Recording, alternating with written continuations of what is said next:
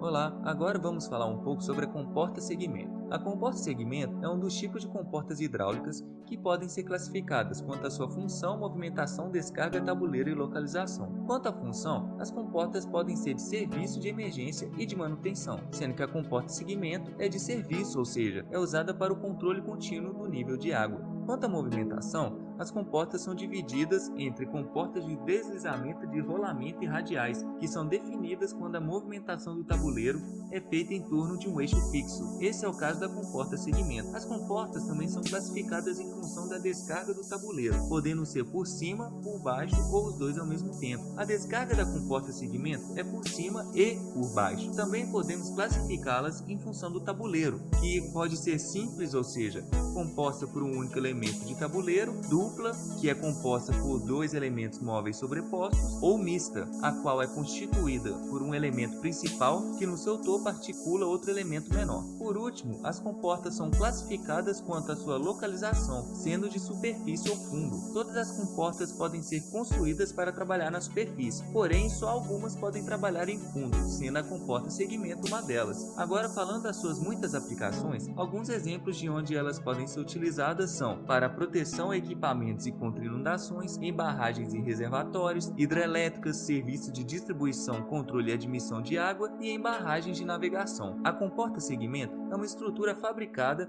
em construção soldada que é composta por três componentes principais: o tabuleiro, as peças fixas e o órgão de manobra. O tabuleiro atua de forma a possibilitar o bloqueio da água. As peças fixas têm a função de absorver as cargas da estrutura e transmitir estes esforços às fundações de concreto. O órgão de manobra é responsável por efetivar a movimentação da estrutura do tabuleiro e deve estar fisicamente agregada à sua estrutura. Agora vamos falar sobre o funcionamento dessa comporta. A simplicidade de operação e manutenção, além do reduzido peso e capacidade do órgão de manobra, é o que a torna bastante empregada. Como podemos ver, a comporta-segmento pode ser usada nos descarregadores de superfície ou nos descarregadores de fundo, sendo essa a de maior custo. Vemos então que na comporta de superfície é o órgão de manobra designado que vai fazer a abertura, enquanto que no fechamento será a gravidade. Os órgãos de manobra nesses casos podem ser guinchos ou cilindros hidráulicos. Já na comporta de fundo, a impulsão é mais elevada e o fechamento é no sentido contrário à gravidade.